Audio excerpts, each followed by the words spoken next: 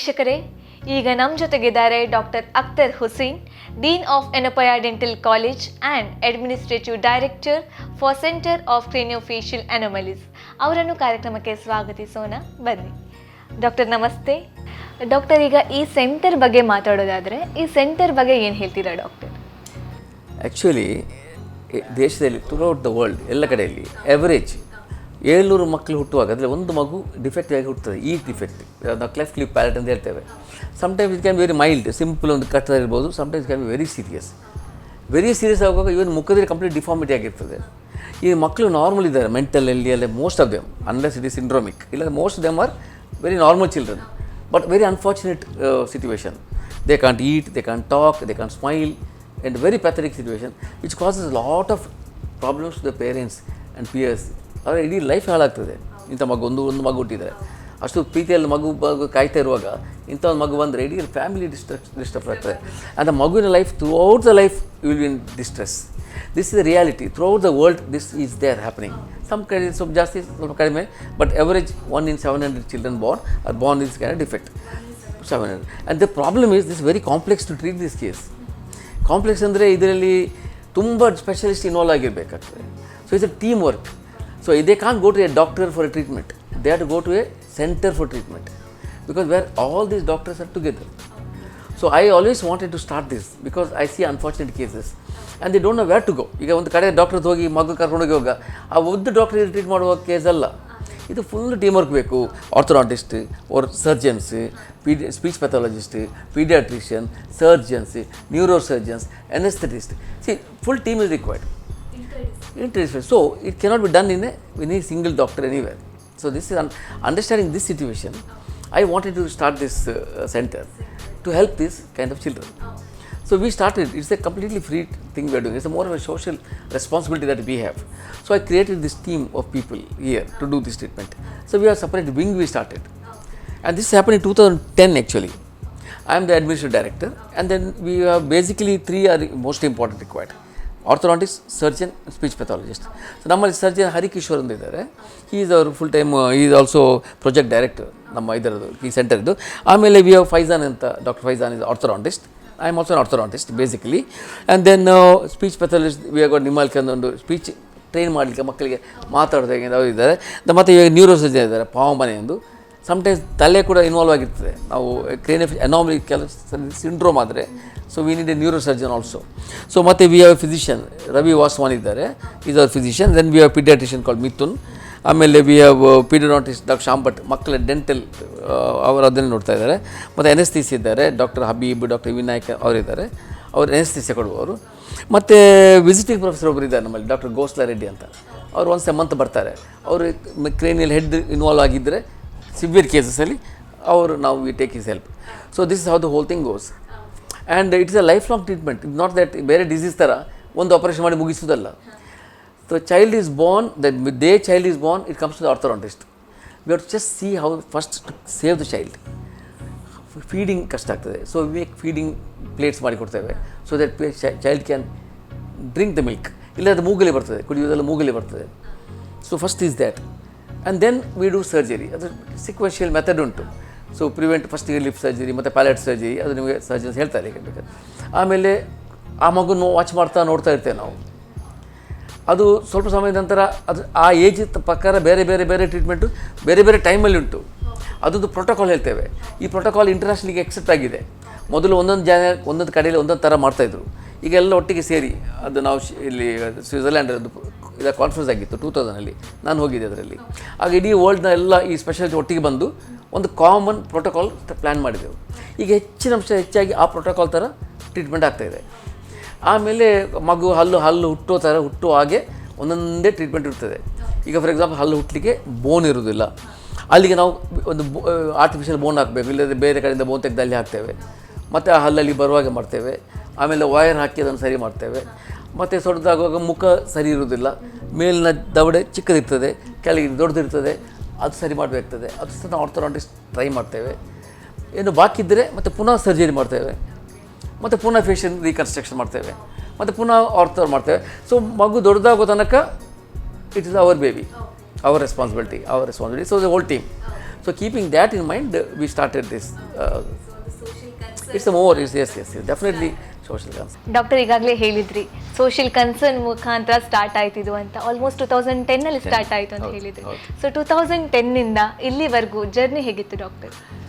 ಫಸ್ಟಿಗೆ ನಮಗೆ most important ಜನರಿಗೆ ಇನ್ಫಾರ್ಮ್ ಮಾಡಲಿಕ್ಕೆ ಇಂಥ ಸೆಂಟರ್ ಇದೆ ಅಂತ. ಅದಕ್ಕೆ ನಾವು ತುಂಬ ಕ್ಯಾಂಪ್ಸ್ ಮಾಡ್ತೇವೆ, ಅಲ್ಲಿ ಕ್ಯಾಂಪ್ ಮಾಡಿದ್ದೆವು. ಆಗ ಅಲ್ಲಿ ಜನರನ್ನ ಇಟ್ಟಿದ್ದೇವೆ ನಾವು. ಸೋಷಿಯಲ್ ವರ್ಕರ್ಸ್ ಅದೇ ತುಂಬ ನಮ್ಮಲ್ಲಿದ್ದಾರೆ, ಆಶಾ ವರ್ಕರ್ಸ್, ಸೋಷಿಯಲ್ ವರ್ಕರ್ಸ್ ಇದ್ದಾರೆ.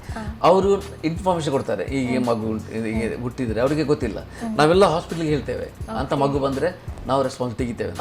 ಸೊ ಫಸ್ಟಿಗೆ ಅವೇರ್ನೆಸ್ ಕ್ರಿಯೇಟ್ ಮಾಡಬೇಕು among the masses, among the people, and among the even doctors in the villages, that we are doing such a thing. That is the first challenge.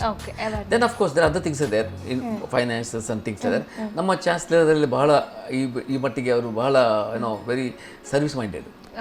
adu maatadi kuda first ಹೇಳಿದ್ರು no budget, you start whatever you want to do ಅಂತ. ನಮಗೊಂದು ಇಡೀ hospital ಒಂದು ವಿಂಗೇ ಕೊಟ್ಟರು. ಆಗ ಅಷ್ಟು ಕಷ್ಟದಲ್ಲಿ ನಮ್ಗೆ ಜಾಗನೂ ಇಲ್ಲ, ಅದು ನಮಗೊಂದು ಇಡೀ ಒಂದು ವಿಂಗ್ ಕೊಟ್ಟರು, ಸ್ಟಾರ್ಟ್ ಮಾಡಿ ಅಂತ. ಕಂಪ್ಲೀಟ್ ಅನ್ಕಂಟ್ರೋಲ್ ಇದು ಅಂತ ಹೇಳ್ತಾರೆ, full total support he gave us, unconditional support he gave us. So that's why I could start it, collect these people, make them in one mind and things like that. It was not very difficult because we have very good people around us. Our team is very good, so it was not very difficult. It's very good, so we never had the problem. It's ತುಂಬ patience ಬೇಕು ನಮಗೆ. See, not only that, we have to counsel the parents also. See, the child doesn't know that. For a long time child doesn't know till she goes to school. Child doesn't know. Parents are in distress, so we have to counsel the parents. Many times we have to refer them to our psychiatry department to counsel them also. So it's a big responsibility, social responsibility. Then infrastructure, we need separate OT for that, and we know all these people, they have to be paid, the staff has to be paid. Then we look for grants, ಯಾರು supportive staff ಇದ್ದಾರೆ ಮಾಡ್ತೇವೆ. Now we want to start our own ಒಂದು funds try ಮಾಡ್ತಿದ್ದೇವೆ, so we can help more people. It's very expensive. C orthodontics ಇದೆಲ್ಲ ಉಂಟಲ್ಲ, ತುಂಬ expensive. ಬೋನ್ graft ಇದೆಲ್ಲ costly ಆಗ್ತದೆ, but we are doing it all through. We are not charge any patient so for. ಚೆನ್ನಾಗಿ ಹೇಳ್ತೀವಿ doctor, ಯಾಕಂದ್ರೆ ಮಕ್ಕಳಿಗೆ ಅದ್ರ ಬಗ್ಗೆ ಅವೇರ್ನೆಸ್ ಇರಲ್ಲ, ಆ ಏಜ್ ಅವ್ರಿಗೆ ಗೊತ್ತಾಗಲ್ಲ. ಮುಖ ನೋಡೋ ನಿಮಗೆ you will start crying if you look at the babies and parents ನೋಡಿದ್ದೇವೆ. ಫಸ್ಟಿಗೆ ಮಗು ಗೊತ್ತಿಲ್ಲ, ಮತ್ತೆ ಮಗು ಶಾಲೆಗೆ ಹೋಗುವಾಗ ಎಲ್ಲ ತಮಾಷೆ ಮಾಡ್ತಾರೆ, ಮಾತಾಡ್ಲಿಕ್ಕೆ ಆಗುದಿಲ್ಲ, ತಿನ್ಲಿಕ್ಕೆ ಆಗುದಿಲ್ಲ. ಇಮ್ಯಾಜಿನ್ ಬಾಕಿ ಒಂದು ಚಂದ ಲಿಪ್ಸ್ಟಿಕ್ ಆಗುವಾಗ ಇದು ಒಂದು ಲಿಪ್ಸ್ ಇಲ್ಲ ಮಗುವಿಗೆ. So it causes lot of age cross ಆದ ನಂತರ ಕೂಡ ಟ್ರೀಟ್ಮೆಂಟ್ ಮಾಡ್ಲಿಕ್ಕೆ ಆಗಲ್ಲ ಡಾಕ್ಟರ್ ಇದಕ್ಕೆ. ಸಿ ಅದು ಕರೆಕ್ಟ್ ಆಗಬೇಕಾದ್ರೆ ಆ ಸೀಕ್ವೆನ್ಷಿಯಲ್ಲೇ ಆಗಬೇಕು. The day you are born within 20 days first treatment ಉಂಟು. Okay, within 20 days. ಅದೇ ಆಗಿದ್ರೆ ಒಂದು ಸ್ಟ್ರಾಪ್ ಹಾಕಿ ಟೇಪ್ ಹಾಕಿ ಆ ಲಿಪ್ಸ್ ಆದಷ್ಟು ಮಗು ಅಂತ ಹುಟ್ಟಿದ ಕೂಡಲೇ ಅದರಲ್ಲಿ ಗ್ರೋತ್ ಪವರ್ಸ್ ಇನ್ನೂ ಇರುತ್ತೆ ಮಗುವಲ್ಲಿ. ಬಿಕಾಸ್ ಒಳಗಿರುವಾಗ ಅದರಲ್ಲಿ ಗ್ರೋತ್ ಆಗ್ತಾ ಇರ್ತದೆ. ಅದು ಹುಟ್ಟಿದ ನಂತರ ಕೂಡ ಸ್ವಲ್ಪ ದಿವಸಕ್ಕೆ ಅದರ ಹಾರ್ಮೋನ್ಸ್ ಲೆವೆಲ್ಸ್ ಎಲ್ಲ ಹೈ ಇರ್ತದೆ. ಆ ಟೈಮಲ್ಲಿ ನಾವು ಅದನ್ನು ಹಿಡಿಬೇಕಾಗ್ತದೆ ಮಗುವನ್ನು. ಆಗ ನಾವು ಬರೇ ವಿದೌಟ್ ಡೂಯಿಂಗ್ ಸರ್ಜರಿ ಹತ್ತಿರದಲ್ಲಿ ಆಗ್ತದೆ ಈ ಪೀಸಸ್. ನಾವು ಅದು ತುಂಬ ಹೆಲ್ಪ್ ಆಗ್ತದೆ. ಪ್ರೀ ಸರ್ಜಿಕಲ್ ಆರ್ಥೋಪೆಡಿಕ್ಸ್ ಅಂತ ಹೇಳ್ತೇವೆ. ಅದು ಮಾಡಿದರೆ ಭಾಳ ಈಸಿ ಆಗ್ತದೆ ಮತ್ತೆ ಟ್ರೀಟ್ಮೆಂಟ್. ಲೇಟ್ ಬಂದರೆ ಮತ್ತೆ ಕಷ್ಟ ಜಾಸ್ತಿ ಅಷ್ಟೇ. ವಿ ಕೆನಾಟ್ ಮತ್ತೊಂದು ಪರ್ಫೆಕ್ಟ್ ಈಗ 100% ಮಾಡಲಿಕ್ಕೆ ನಾವು ಟ್ರೈ ಮಾಡ್ತೇವೆ, ಸ್ವಲ್ಪ ಡಿಫೆಕ್ಟ್ ಕಾಣ್ತದೆ. ನಾವು ತುಂಬ ರಿಸರ್ಚ್ ಮಾಡ್ತಾ ಇದ್ದೇವೆ ಈ ವಿಷಯದಲ್ಲಿ. ನಾನು ಕೆಲವು ಪೇಪರ್ಸ್ ಮಾಡಿದ್ದೇನೆ, ಸೊ ರಿಸರ್ಚ್ ಮಾಡಿದ್ದೇನೆ.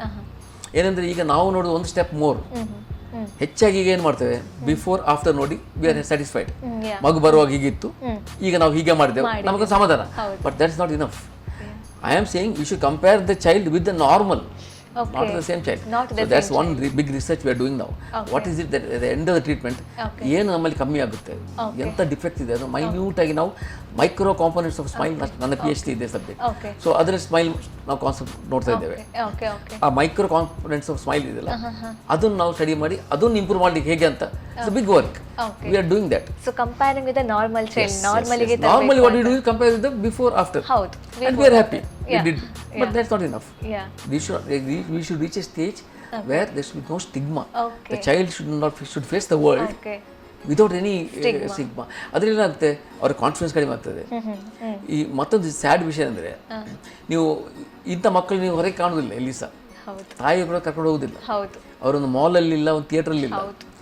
ಒಂದು ಕ್ಯಾಂಪ್ ಮಾಡಿದ ಕೂಡ ಎಲ್ಲೊಟ್ಟಿಗೆ ಬರ್ತಾರೆ. How sad it is. ಮತ್ತೆ ಬೇರೆ ಮಕ್ಕಳು ಇರ್ತಾರೆ, ಅವ್ರ ಸಿಸ್ಟರ್ಸ್ ಬ್ರದರ್ಸ್, ಅವ್ರು ಸರಿ ಇರ್ತಾರೆ.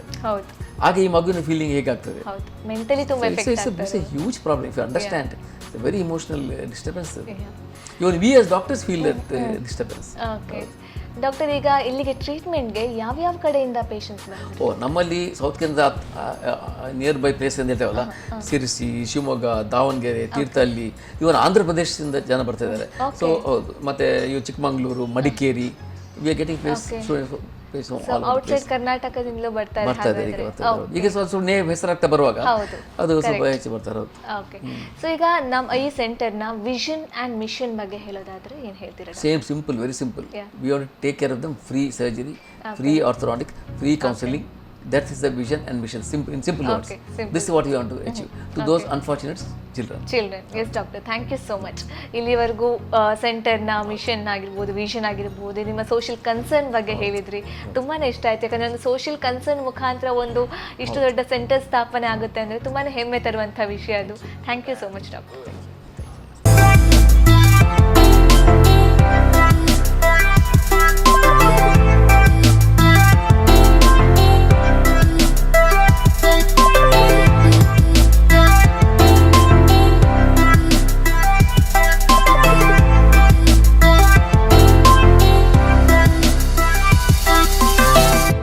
ವೀಕ್ಷಕರೇ, ಈಗ ನಮ್ಮ ಜೊತೆಗಿದ್ದಾರೆ doctor Harikishore Bhat, project director of centre for craniofacial ಅನೋಮಲೀಸ್.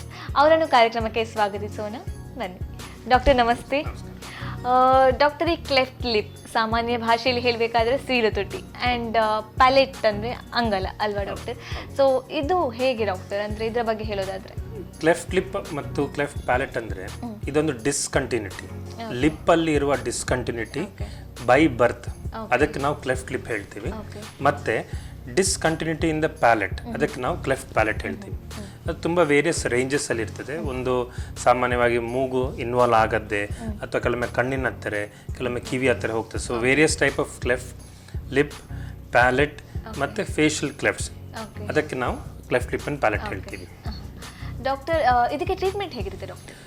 Cleft lip and ಪ್ಯಾಲೆಟಿಗೆ ಒಂದೇ ಟ್ರೀಟ್ಮೆಂಟ್, ಅದು ಸರ್ಜರಿ, ಬೇರೆ ಯಾವ ಟ್ರೀಟ್ಮೆಂಟ್ ಇಲ್ಲ. ಸೊ ನಾವು ಇನಿಷಿಯಲಿ ಏನು ಮಾಡ್ತೀವಿ ಅಂದರೆ, ಒಂದು ಚಿಕ್ಕ ಮಗು ಬರುವಾಗ ನಾವು ಅದಕ್ಕೊಂದು ಲಿಪ್ ಟೇಪಿಂಗ್ ಅಥವಾ ನೇಸೋ ಎಲ್ಯುಲರ್ ಮೋಲ್ಡಿಂಗ್ ಹೇಳಿ ಮಾಡ್ತೀವಿ. ಅದರಲ್ಲಿ ನಾವು reshaping of the entire structures ಮಾಡಿ, ಆ ನಂತರ ಈ ಕ್ಲೆಫ್ಟ್ನ ಏನು ವಿಡ್ತಿದೆ ಅದರ ಹತ್ತಿರ ತರಲಿಕ್ಕೆ ಟ್ರೈ ಮಾಡ್ತೀವಿ. ನಂಬರ್ 1. ಸಾಮಾನ್ಯವಾಗಿ 3 ತಿಂಗಳಿಂದ 6 ತಿಂಗಳು, ಯಾವಾಗ ಮಗುಗೆ 5 kg-ಯಿಂದ 6 kg ಇರುವ ಟೈಮಲ್ಲಿ, ಹಿಮೋಗ್ಲೋಬಿನ್ ಒಂದು 8 ಇರುವಾಗ ನಾವು ಕ್ಲೆಫ್ಟ್ ಲಿಪ್ ಸರ್ಜರಿ ಮಾಡ್ತೀವಿ. ವೇರಿಯಸ್ ಟೆಕ್ನಿಕ್ಸ್ ಇರುತ್ತೆ, ಅಲ್ಲಿ ನಾವು ನಮಗೆ ಬೆಸ್ಟ್ ಸೂಟೇಬಲ್ ಅದಕ್ಕೆ ಔಟ್ಕಮ್ ಏನಿರ್ತದೆ ಆ ಲೆಕ್ಕದಲ್ಲಿ ನಾವು ಅದರ ಸರ್ಜರಿ ಮಾಡಿ ಕೊಡ್ತೀವಿ. ಸಾಮಾನ್ಯ 9 ಮಂತ್ಸಿಗೆ ಟು 10 ಮಂತ್ಸ್ ಹಿಮೋಗ್ಲೋಬಿನ್ ಒಂದು 10 ಅಥವಾ 10 kg ಮಗು ಇರುವಾಗ ನಾವು ಕ್ಲೆಫ್ಟ್ ಪ್ಯಾಲೆಟನ್ನು ಸರ್ಜರಿ ಮಾಡಿ ಕೊಡ್ತೀವಿ. ಹಾಗೆ ಡಾಕ್ಟರ್, ಈಗ ಸ್ಟಾರ್ಟಿಂಗ್ ಸ್ಟೇಜಲ್ಲಿ ಇದು ಮಾಡಿದ್ರೆ ಒಳ್ಳೆಯದು ಅಂತ ಹೇಳ್ತೀರಲ್ವ ಡಾಕ್ಟರ್? ಒಂದು ಸಾಮಾನ್ಯ 3 ತಿಂಗಳಿಂದ 6 ತಿಂಗಳಿಗೆ ನಾವು ಲಿಪ್ ಮಾಡ್ತೀವಿ. ಆವಾಗ ಮಾಡಿದರೆ ಕರೆಕ್ಟ್ ಆಗಿದೆ. ಈಗ ಒಂದು ವೇಳೆ ತಪ್ಪಿ ಈ ಟೈಮಲ್ಲಿ ಪೇರೆಂಟ್ಸ್ಗೆ ಅವೇರ್ನೆಸ್ ಇರಲಿಲ್ಲ, ಮಾಡ್ಲಿಕ್ಕೆ ಆಗಲ್ಲ, ಮುಂದೆ ಎಷ್ಟು ಟೈಮ್ ತನಕ ಮಾಡ್ಬೋದು ಡಾಕ್ಟರ್? ಹಾಗೆ ಟ್ರೀಟ್ಮೆಂಟ್ ಟೈಮಿಂಗ್ ಹೇಳೋದು, ಐಡಿಯಲ್ ಟೈಮಿಂಗ್ ನಾವು ಹೇಳಿದರೆ 3 months to 6 months cleft lip ಮಾಡ್ತೀವಿ. ಸಾಮಾನ್ಯ 9 months to 10 months ಎಲ್ಲ ಮೆಡಿಕಲ್ ಕಂಡೀಷನ್ ಸರಿ ಇದ್ದರೆ ಕ್ಲೆಫ್ಟ್ ಪ್ಯಾಲೆಟ್ ಮಾಡಿ ಕೊಡ್ತೀವಿ. ಸಾಮಾನ್ಯ ಒಂದು 3 ವರ್ಷ ಆಗುವಾಗ, ಮಗು ಗ್ರೋ ಆಗುವಾಗ ಸ್ಕಾರ್ ಗ್ರೋ ಆಗತ್ತಾ ಇಲ್ವಾ ನೋಡಿಕೊಂಡು ನಾವು ರಿವಿಷನ್ ಸರ್ಜರೀಸ್ ಮಾಡಿ ಕೊಡ್ತೀವಿ. ಸಾಮಾನ್ಯ ಒಂದು 7 ವರ್ಷದಿಂದ 9 ವರ್ಷ, 9 ವರ್ಷದಿಂದ 11 ವರ್ಷ ತನಕ ನಾವೊಂದು ಇಲ್ಲಿಂದ ಎಲುಬು ತೆಗೆದು ಒಂದು ಎಲ್ಯುಲರ್ ಬೋನ್ ಗ್ರಾಫ್ಟಿಂಗ್ ಹೇಳೋ ಸರ್ಜರಿ ಮಾಡ್ತೀವಿ. ಕೆಲವೊಮ್ಮೆ ಈ ಕ್ಲೆಫ್ಟಿಂಗ್ ಏನಾಗುತ್ತೆ, ಹಲ್ಲು ಬರುವ ಜಾಗದಲ್ಲೇ ಎಲುಬು ಇರೋದಿಲ್ಲ, ಸೊ ಅದಕ್ಕೆ ಗ್ರಾಫ್ಟಿಂಗ್ ಮಾಡಿ ಕೊಡ್ತೀವಿ. ಸಾಮಾನ್ಯ 15 ವರ್ಷ ಇಂದ 16-17 ವರ್ಷ ತನಕ, ನಾವು 18 ವರ್ಷ ತನಕ ಆರ್ಥೋಗ್ನಾಟಿಕ್ ಸರ್ಜರಿ ಹೇಳಿ ಹೇಳ್ತೀವಿ. ಈ ದವಡೆ ಕೆಲವೊಮ್ಮೆ ಏನಾಗುತ್ತೆ ಅಂದರೆ ಸರ್ಜರಿ ಮಾಡಿದ ನಂತರ ಸ್ಕಾರಿಂಗ್ ಆಗಿ ಹಿಂದೆ ಇರುತ್ತೆ ಮುಂದ್ಗಡೆದು. ಸೊ ಅದನ್ನು ನಾವು ಐದರ್ ಡಿಸ್ಟ್ರಾಕ್ಷನ್ ಮಾಡಿ ಅಥವಾ ಸರ್ಜರಿ ಮಾಡಿ ಮುಂದೆ ತರ್ತೀವಿ. ಆ ನಂತರ ಫೈನಲಿ ನಾವು ನೋ ಸರ್ಜರಿ ಮಾಡಿ ಕೊಡ್ತೀವಿ. ಸೊ ಇದು ನಮ್ಮ ಟ್ರೀಟ್ಮೆಂಟ್ ಟೈಮಿಂಗ್. ಬಟ್ ಯಾವುದೋ ಕಾರಣಕ್ಕೆ, ಭಯ ಕಾರಣಕ್ಕೆ, ಅಥವಾ ಅವರ ಬಿಲೀಫ್ ಸಿಸ್ಟಮ್ಸಿಗೆ ಅಥವಾ ಟ್ರೀಟ್ಮೆಂಟ್ ಸರ್ವಿಸಸ್ ಇಲ್ಲದ ಕಾರಣವಾಗಿ ಇಂಥ ಮಕ್ಕಳಿಗೆ ನಮಗೆ ಸರ್ಜರಿ ಆ ಐಡಿಯಲ್ ಟೈಮಲ್ಲಿ ಮಾಡ್ಲಿಕ್ಕೆ ಆಗೋದಿಲ್ಲಾದರೂ ಸಹ ನಾವು ಅವರಿಗೆ ಯಾವ ಸ್ಟೇಜಿಗೆ ಅವ್ರು ಬರ್ತಾರೆ ಆ ಲೆಕ್ಕದಲ್ಲಿ ಮಾಡಿ ಕೊಡ್ತೀವಿ. ನಮ್ಮ ಸೀನಿಯರ್ ಮೋಸ್ಟ್ ಪೇಷಂಟ್ ನಮ್ಮ ಡಿಪಾರ್ಟ್ಮೆಂಟಲ್ಲಿ 63 ಇಯರ್ಸ್ ಓಲ್ಡ್ನವ್ರನ್ನ ಮಾಡಿದ್ದೀವಿ ನಾವು. 63 ಇಯರ್ಸ್ ಓಲ್ಡ್. ಸೊ ಆಲ್ಮೋಸ್ಟ್ ಆ ಟೈಮಲ್ಲಿ ಅವರಿಗೆ ಅವೇರ್ನೆಸ್ ಬಂದಿರೋ ಅವರಿಗೆ ಮೋಟಿವೇಶನ್ ಆದದ್ದು, ಅವೇರ್ನೆಸ್ ಇತ್ತು, ಬಟ್ ಅವರು ಯಾವತ್ತು ಅದನ್ನ ಇದು ಮಾಡ್ತಾ ಇದ್ರು, ಮುಂದೆ ದುಡ್ತಾ ಇದ್ರು. ಇಂಥ ನಮಗೆ ಪೇಷಂಟ್ಸ್ ಸಿಗ್ತಾರೆ ಅನ್ಫಾರ್ಚುನೇಟ್ಲಿ. ಸೊ ಈಗ ನೀವು ಹೇಳಿದ್ರಿ, ಈಗ ಐಡಿಯಲ್ ಟೈಮಿಂಗಲ್ಲಿ ಮಾಡುವಂಥದ್ದು ಒಂದು, ಟೈಮಿಂಗ್ಸ್ ಕಳೆದ ನಂತರ ಮಾಡುವಂಥದ್ದು ಒಂದು, ಡಿಫ್ರೆನ್ಸ್ ಇರುತ್ತೆ ಡಾಕ್ಟರ್? ಸರ್ಜಿಕಲ್ ಟೆಕ್ನಿಕ್ಸ್ ಮೇಲೆ ಅದು ಯೂಶುವಲ್ ಔಟ್ಕಮ್ ಸೇಮ್ ಬರುತ್ತೆ. ಕೆಲವೊಮ್ಮೆ ನಮಗೆ ರಿವಿಷನ್ ಸರ್ಜರೀಸ್ ಮಾಡಬೇಕಾವ ಪರಿಸ್ಥಿತಿ ಬರುತ್ತೆ. ಆಲ್ಮೋಸ್ಟ್ ಸೇಮ್ ಬರುತ್ತೆ, ಏನು ಹಾಗೇನಿದೆ. ಹಾಗಾದರೆ ಕ್ಲೆಫ್ಟ್ ಲಿಪ್ಗೆ ಕಾರಣ ಏನು ಡಾಕ್ಟರ್? ಈ ಪರ್ಟಿಕ್ಯುಲರ್ ಡಿಸೀಸ್, ಇದು ಡೆವಲಪ್ಮೆಂಟಲ್ ಡಿಸೀಸ್ ಅಲ್ಲಿ ಹೇಳ್ತೀವಿ, ಇದಕ್ಕೆ ಕಾರಣ multi factorial. Okay. So 40% of cases ಅಥವಾ 30 to 40% ಆಫ್ ಕೇಸಸ್ ರೇಂಜ್ ಹೇಳೋದಿದ್ರೆ ಜೆನೆಟಿಕ್ ಕಾಸ್ ಇರುತ್ತೆ. ಅಂದರೆ ಅವರ ಫ್ಯಾಮಿಲಿಯಲ್ಲಿ ಯಾರಿಗಾರು ಈ ಪರ್ಟಿಕ್ಯುಲರ್ ಸಮಸ್ಯೆ ಮುಂದೆ ಇದ್ದಿದ್ರೆ ಹಾಗೆ ಬರುತ್ತೆ. ಬರಲೇಬೇಕು ಹೇಳಿಲ್ಲ, ಹಾಗೆ ಆತಂಕ ಪಡೋದು ಬೇಡ. ನಂಬರ್ 1. ನಂಬರ್ 2, ಎನ್ವೈರ್ಮೆಂಟಲ್ ಫ್ಯಾಕ್ಟರ್ಸ್ ಹೇಳ್ತೀವಿ. ಸಾಧಾರಣ 60% to 70% ನಾವು ಎನ್ವೈರ್ಮೆಂಟಲ್ ಫ್ಯಾಕ್ಟರ್ಸ್ ಹೇಳ್ತೀವಿ. Right from late pregnancy, old age, smoking, alcohol during pregnancy. So ಹಲವಾರು or any medical treatment during pregnancy, epilepsy, medicines ತೆಕ್ಕೊಂಡ್ರೆ ಪ್ರೆಗ್ನೆನ್ಸಿ ಟೈಮಲ್ಲಿ, ಇದೆಲ್ಲ ಕಾರಣಗಳು ನಾವು ಪ್ರೀಡಿಸ್ಪೋಸಿಂಗ್ ಫ್ಯಾಕ್ಟರ್ಸ್ ಹೇಳ್ತೀವಿ. ಈ ಪ್ರೀಡಿಸ್ಪೋಸಿಂಗ್ ಫ್ಯಾಕ್ಟರ್ಸ್ ಏನು ಮಾಡುತ್ತೆ ಅಂದರೆ ಶರೀರಲ್ಲಿ ಜೆನೆಟಿಕ್ ಮ್ಯೂಟೇಷನ್ ಕಾಸ್ ಮಾಡಿ ಕ್ಲೆಫ್ಟ್ ಲಿಪ್ ಅಂಡ್ ಪ್ಯಾಲೆಟ್ ಮಗು ಹುಟ್ಟಿಸುವ ಸಂದರ್ಭ ಬರುತ್ತೆ. ಹೀಗೆ ಹಾಗೆ ಹೇಳಿ ನಮಗೆ ಹೇಳಲಿಕ್ಕೆ ಆಗೋದಿಲ್ಲ. So it is still under research. So ಏನೇ ಮ್ಯೂಟೇಷನ್ಸ್ ಆದ್ರೂ ಕೂಡ ಬರುತ್ತೆ. ಕೆಲವು viral infections during pregnancy. So ಇದೆಲ್ಲ ಹಲವಾರು ಕಾರಣಗಳು ನಾವು ಇದಕ್ಕೆ ನಾವು ಮಾಡಿದ್ದೀವಿ. ಈಗ ಜೆನೆಟಿಕ್ ಕಾಸ್ ಅಂತ ಹೇಳ್ತೀವಿ ಡಾಕ್ಟರ್. ಜೆನೆಟಿಕ್ಸ್ ಅಂದ್ರೆ ಆನುವಂಶಿಕ. ಇದು ಹೆಚ್ಚಾಗಿ ಕೆಲವೊಮ್ಮೆ ಸ್ಕಿಪ್ ಆಗುತ್ತೆ, ಅಂದ್ರೆ ಪೇರೆಂಟ್ಸ್ ಇಂದ ಮಕ್ಕಳಿಗೆ ಬರ್ಬೇಕಂತಿಲ್ಲ. ಎಷ್ಟು ಜನರೇಷನ್ಸ್ ವರೆಗೆ ಸ್ಕಿಪ್ ಆಗ್ಬೋದು ಡಾಕ್ಟರ್? ಸಾಮಾನ್ಯವಾಗಿ ಕೆಲವು ಸ್ಟಡೀಸ್ ಹೇಳಿದ ಪ್ರಕಾರ ಗ್ರ್ಯಾಂಡ್ ಫಾದರ್ ಅಥವಾ ಗ್ರೇಟ್ ಗ್ರ್ಯಾಂಡ್ ಫಾದರ್ ಇದ್ದವರು ರಿಯಪೇರ್ ಆಗೋ ಚಾನ್ಸಸ್ ಇರುತ್ತೆ. ಅದಕ್ಕೆ ನಾನಿದು ಯಾವತ್ತು ನಿಮ್ಗೆ ಅದೇ ಹೇಳೋ ಪ್ರಕಾರ it is a multi factorial. What cost that genetic mutation ಅದು ಯಾರಿಗೂ ಗೊತ್ತಾಗೋದಿಲ್ಲ ಆ ಟೈಮಲ್ಲಿ. ಓಕೆ. ಸೊ ಇಲ್ಲಿ ಹಾಗಾದ್ರೆ ಯಾವ ರೀತಿಯ ಸರ್ವಿಸ್ ಕೊಡ್ತೀರಾ ಡಾಕ್ಟರ್? ನಂಬರ್ 1, ಇಲ್ಲಿ ನಮ್ಮ ಸರ್ಜರೀಸ್ ಎಲ್ಲ ಫ್ರೀ ಆಗಿ ನಾವು ಇಂಥ ಮಕ್ಕಳಿಗೆ right from the birth till they are in the marriageable age ತನಕ ನಾವು ಮಾಡಿಕೊಡ್ತೀವಿ. ಅಥವಾ ಅದರ ನಂತರ ರಿವಿಷನ್ಸ್ ಮಾಡೋದಿದ್ರೆ ಸಹ ನಾವು ಮಾಡಿಕೊಡ್ತೀವಿ. ಇಲ್ಲಿ ಕ್ಲೆಫ್ಟ್ ಲಿಪ್ ಪ್ಯಾಲೆಟ್ ಸರ್ಜರೀಸ್ ಫ್ರೀಯಾಗಿ ಮಾಡಿಕೊಡ್ತೀವಿ. ಅದಕ್ಕೆ ಇರುವ ಡೆಂಟಲ್ ಟ್ರೀಟ್ಮೆಂಟ್ಸ್ ಫ್ರೀಯಾಗಿ ಮಾಡಿಕೊಡ್ತೀವಿ. ಬೇರೆ ಸೆಕೆಂಡ್ರಿ ಸರ್ಜರೀಸ್ ಇದೆ, ಅಲ್ವುಲರ್ ಬೋನ್ ಗ್ರಾಫ್ಟಿಂಗ್ಸ್, ರೈನೋಪ್ಲಾಸ್ಟೀಸ್, ಆರ್ಥೋಗ್ನಾಟಿಕ್ ಸರ್ಜರೀಸ್, ಕೆಲವು ಡಿಸ್ಟ್ರಾಕ್ಷನ್ ಸರ್ಜರೀಸ್ ಅದು ಫ್ರೀ ಮಾಡಿಕೊಡ್ತೀವಿ. ಇನ್ಫ್ಯಾಕ್ಟ್ ಈ ಮಕ್ಕಳಿಗೆ ಹಲ್ಲು ಒರೆಕೊರೆ ವಕ್ರ ಆಗಿರ್ತದೆ, ಅದಕ್ಕೆ ನಾವು ಕ್ಲೆಫ್ಟ್ ಆರ್ಥೋಡಾಂಟಿಕ್ಸ್ ಹೇಳಿ ಮಾಡಿಕೊಡ್ತೀವಿ. ನಮ್ಮ ಟೀಮ್ ಇದೆ. So we provide even cleft orthodontics free of cost. So doctor, ಇಲ್ಲಿವರೆಗೆ ಕ್ಲೆಫ್ಟ್ ಲಿಪ್ ಬಗ್ಗೆ ಹೇಳಿದ್ರಿ, ಸಂಪೂರ್ಣವಾಗಿ ಮಾಹಿತಿ ಕೊಟ್ರಿ. ಇದರಲ್ಲಿ ನೀವು ಈಗಾಗಲೇ ಹೇಳಿದ್ರಿ ಅವೇರ್ನೆಸ್ ಬೇಕು ಜನರಿಗೆ ಇದರ ಬಗ್ಗೆ ಅಂತ. ಸೊ ಒಂದು ಅವೇರ್ನೆಸ್ ಈಗಲೇ ಸಿಕ್ತು ಅಂತ ಹೇಳ್ಬೋದು doctor. So thank you so much for the detail information. ವೀಕ್ಷಕರೇ, ಇಂದಿನ ಈ ಸಂಚಿಕೆಯಲ್ಲಿ ಈ ಸೆಂಟರ್ ಹೇಗೆ ಸ್ಥಾಪನೆ ಆಯಿತು, ಯಾವ ಮುಖಾಂತರ ಸ್ಥಾಪನೆ ಆಯಿತು, ಸೋಷಿಯಲ್ ಕನ್ಸರ್ನ್ ಹೇಗಿತ್ತು, ಇದರ ಬಗ್ಗೆ ತಿಳ್ಕೊಂಡ್ವಿ. ಹಾಗೆಯೇ ಕ್ಲೆಫ್ಟ್ ಲಿಪ್ ಅಂದರೆ ಏನು, ಸೀಳು ತುಟಿ ಅಂದರೆ ಏನು, ಇದಕ್ಕೆ ಕಾರಣ ಏನು, ಇದಕ್ಕೆ ಟ್ರೀಟ್ಮೆಂಟ್ ಹೇಗಿರುತ್ತೆ, ಯಾವ ಟೈಮಲ್ಲಿ ಟ್ರೀಟ್ಮೆಂಟ್ ಮಾಡಬೇಕಾಗುತ್ತೆ, ಇದರ ಬಗ್ಗೆ ಎಲ್ಲ ಸಂಪೂರ್ಣ ಮಾಹಿತಿನ ನಮಗೆ ಡಾಕ್ಟರ್ ಅಖ್ತರ್ ಹುಸೇನ್ ಹಾಗೂ ಡಾಕ್ಟರ್ ಹರಿಕಿಶೋರ್ ಭಟ್ ಅವರು ತಿಳಿಸ್ಕೊಟ್ರು. ಮುಂದಿನ ಸಂಚಿಕೆಯಲ್ಲಿ ಇನ್ನೊಂದು ವಿಷಯದೊಂದಿಗೆ, ಇನ್ನಷ್ಟು ಮಾಹಿತಿಗಳೊಂದಿಗೆ ನಾವು ನಿಮ್ಮ ಮುಂದೆ ಬರ್ತೀವಿ. ಅಲ್ಲಿ ತನಕ ನೋಡ್ತಾ ಇರಿ ನಮ್ಮ ಟಿವಿ. ನಮಸ್ಕಾರ.